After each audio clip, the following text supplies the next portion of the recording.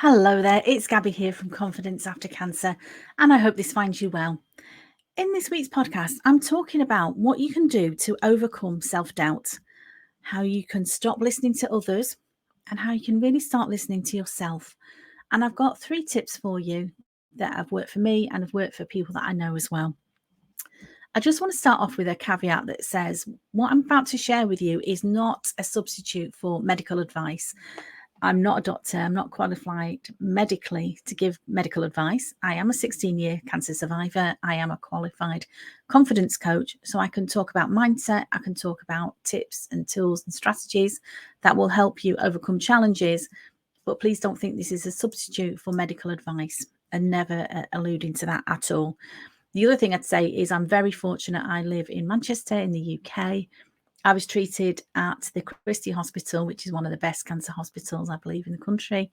And I'm not criticising the treatment that I had there either. They saved my life, and I am forever grateful for the wonderful staff and the treatment that I had at Christie Hospital.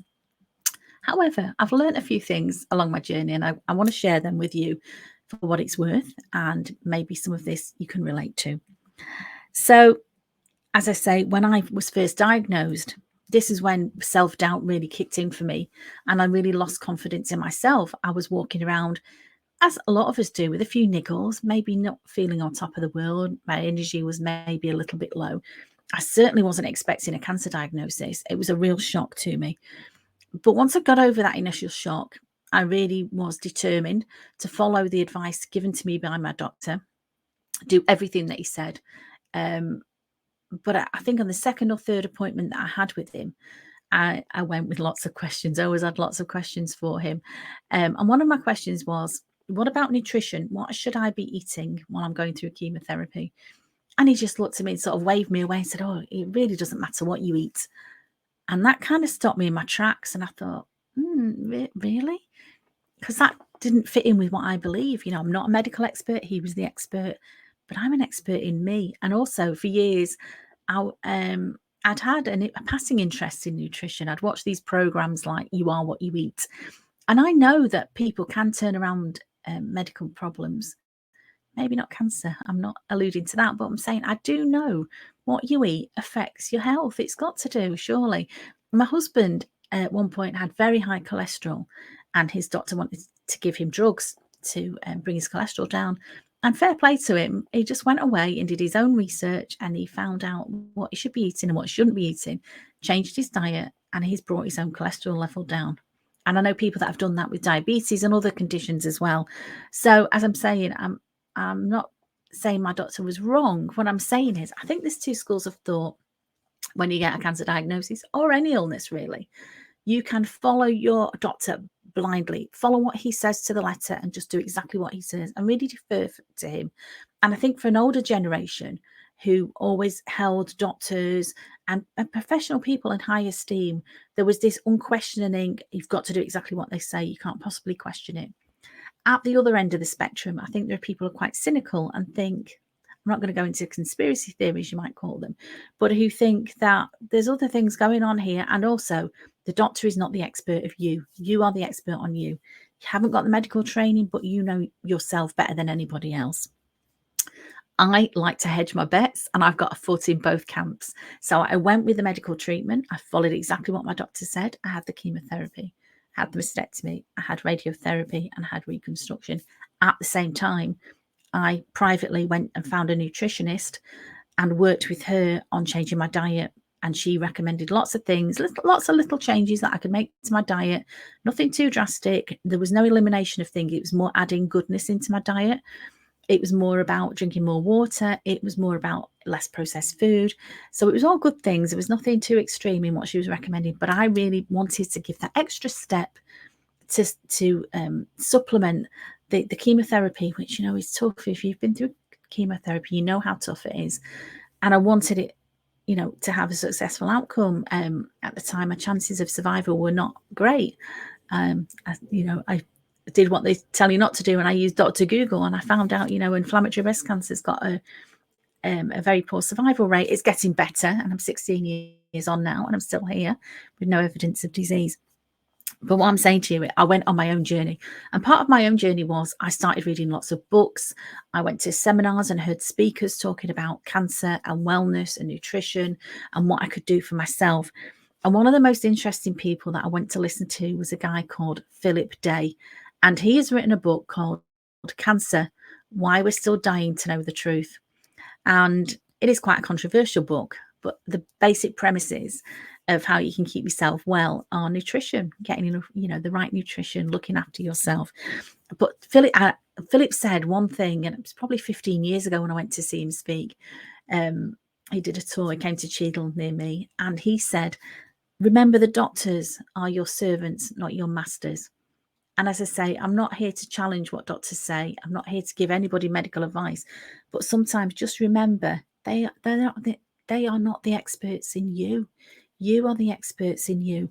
And that's hard to sometimes have that confidence to feel like that when you are full of self-doubt. So what can you do to bolster your own self-worth and your own self-confidence? As I say, I've got 3 things for you that I want to leave you with. The first one is to follow good energy. And what do I mean by that? Well, I've just spent a weekend in a social event with people who uplift me, who make me smile, who give out good energy, and it's just a pleasure to be around them. And when I'm with them, I relax and I'm more myself because I feel free to be myself because I'm not being judged. I'm feeding off their energies. And conversely, before back in the day, I've worked in toxic work environments where I couldn't be myself. I've had relationships sometimes with people where I had to be really careful what I said to them because it wasn't good energy. And so I'm really mindful of that now. So I follow good energy. And on that note as well, when I got my cancer diagnosis, I joined some online cancer groups. And some of those are great and full of helpful advice. And some of them are really full of doom and gloom. And I kind of get that cancer is scary.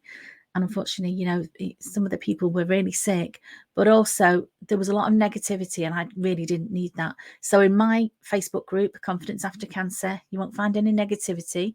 I'm not Pollyanna. I know that bad things happen to good people. That is life. Life isn't always fair, but I'm always there to spread what positivity that I can and try and uplift and inspire people as well. So my second tip would be practice self-compassion. Easy for me to say. And so what does that mean? Well, be kind to yourself, give yourself a break.